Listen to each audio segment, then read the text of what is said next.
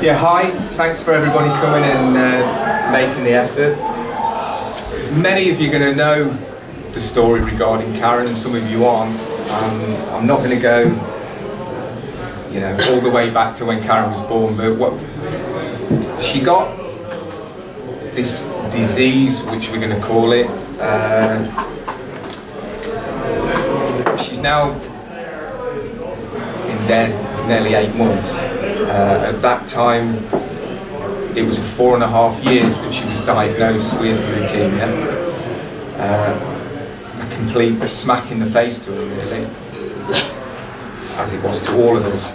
And, you know, initially, Karen's somebody who just wouldn't want to go to a hospital. You know, hospitals taboo to Karen. You know, my God, a hospital. And within a day or so of being told, in fact, funnily enough, it was Jenny's birthday when she was actually diagnosed. And, you know, they said to us that it was bad and they wanted her in there and then, basically, and Karen was having none of that. She said to the top man there who was saying, you know, you've got to stay. And I'm sorry, I'm not. You know, I'm on my way out. It's my daughter's birthday. And we managed to fob off a couple of days. She went away, was mortified, and a couple of days later she got her head around what was going to be the plan. We went back, and the hospital were phenomenal, and they came up with a plan that she was going to have a bone marrow transplant. Both Steve, her brother, and Jane's sister were tested at the end of the day. Steve was to be the donor. And, you know, he went through his own sacrifices doing what he needed to do for her, and the transplant went excellent. Karen, the model patient, the person who, nothing now, it was the switch had gone. It didn't matter, needles, they hated needles, they come stab me, whatever. You know, back on the sport front, I've been a racing cyclist since I was knee-high. I met Karen, well, we ended up being together for 21 years. And so Karen had to trawl around with me for I don't know how many years to bike races, to train. Steve, her brother, was a racing cyclist. And she loved it. I think anyway, she did a lot of the time. She went to loads of races. But when she was in there, we actually read Steve Lenter's Lance's book. We got a package, you know, you've now got cancer. And this lady had written, you know, I believe that every cancer patient should read this book. And although I had, at that stage, I didn't particularly like Lance Armstrong. You know, as a bike rider, I feel Armstrong again. And between us, I read the book when I was in there, and I completely became an Armstrong fan. But we read that. Karen then wanted a trainer in the room. You know, she was going to train. But very much like him, nothing was going to beat her. She'd always been a very, very positive sort of person, but she was now in a different planet. She was going to beat this. There was not going to be any issues, and she had a transplant. It went phenomenally well. At that time, we were told that she was probably the quickest recovering patient in there as far as getting the counts down to actually leave the hospital. She trained, they actually said that the more exercise she did, the quicker that would bring the counts down. She got them to bring a training bike into her room where she was isolated, and for a non-cyclist started riding a bike. That went really well. I mean, as far as absolute go, that was smack. There's a picture scrolling around here. It was the first day that me and Steve did the kids training session, and Karen's got a headscarf on or whatever. So it was really right at the time that absolute started that Karen was diagnosed. And everything for a while went really, really well. We carried on. The kids, You know, Karen was, nothing was too much trouble, she would just carry on. But one thing that smacked home was, Karen never talked about, particularly, a little bit to her mum and dad and her sister, but was uncomfortable talking about her own illness. Didn't really, you know, it was almost blanked out. But she spent hours and hours and hours at hospital talking to other people about their illness. And half the time, really, she would sit there, wouldn't she? And I'm not so sure people thought she was ill. You know, I mean, she would be talking to them about what they'd got, and you know, it's not going to be a problem. You'll be fine. You do this, you do that, and you know, realistically, as later times went on, she was the one in the really bad way, and nobody really knew.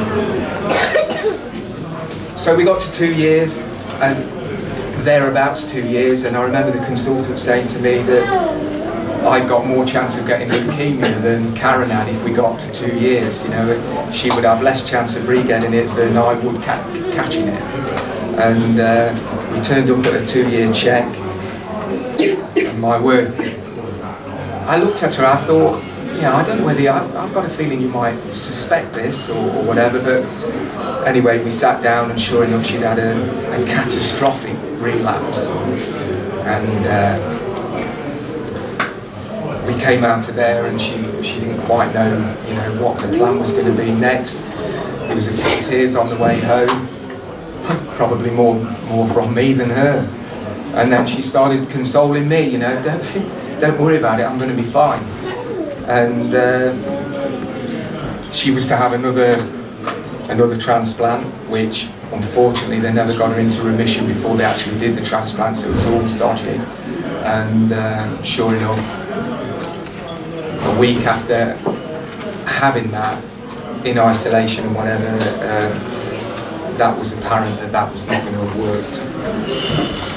So it was, where did you go from there? I mean, could have been weeks, it could have been, you know, a bit longer than that. But you know, as far as Karen was concerned, again, there was never the conversation of what would happen if or whatever. It was that was not on the cards. It was not going to happen. And for another 2.5 years,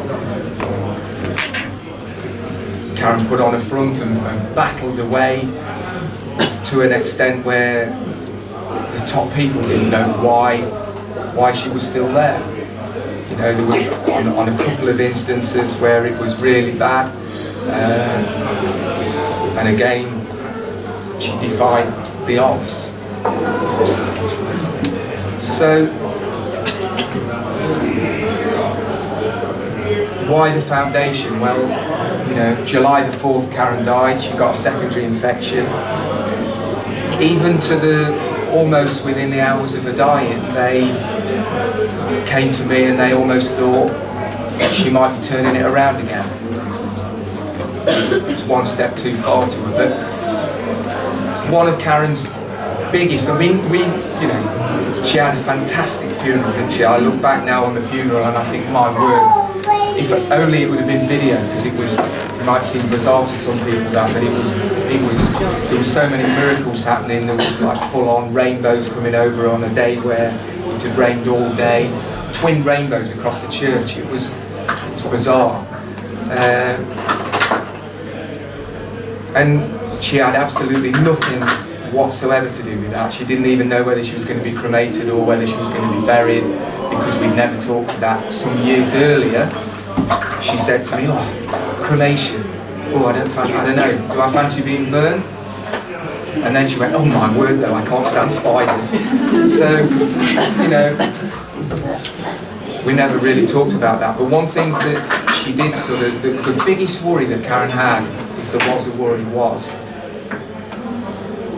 the 2 girls. And the worry that little Jenny would not remember her mum. Well, that's never going to happen, sweetheart, is there? You know, we would never let that. But consequently, this foundation helps, maybe as I spoke to the girls, the payback that we think we can give all the people who's been in our situation, all the people that we can give some help and guidance to, who've got leukemia or are battling leukemia or are beating leukemia, you know, in 10 years' time when I take a back seat from this, maybe you and Ellie can be driving this on. So, you know, I think we've got a lot to give. Some people will say, why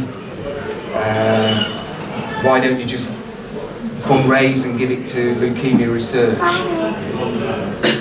And I think the answer to that is, I think it's better if you can see for yourself where it's going, if you can have some input into where it's going, having been there, if you can actually help with some of the worries that, although the hospital people and people like Macmillan can help, we came across issues that we felt like there wasn't people to talk to and there wasn't help. And I think there's a lot we can do as a charity and as a foundation to actually be smaller but be more in touch and more driven as to where we see things going. And there's little bits to do with this that will go to the sports side, and it doesn't have to be triathletes, racing cyclists or whatever, you know. Karen had a fondness for horses. So Steve, I don't want to jump on somebody else's thunder, but they're going to talk about where a percentage of the money can go, driven towards transplantees or para-athletes that can actually get some help from us, as well as, you know, other things. But this started with when Karen did die, that I decided the only thing I know is what I do, and that's either bike riding or you know, having a cycle shop. And I wanted initially to do something to raise some money somehow that would that I could feel as though I was doing something. You know, and having been a bike rider, doing the biggest bike ride in the world was never going to cut it. Steve can carry on from what he then took me into. But is that okay? Does that sort of give some indication? Yeah.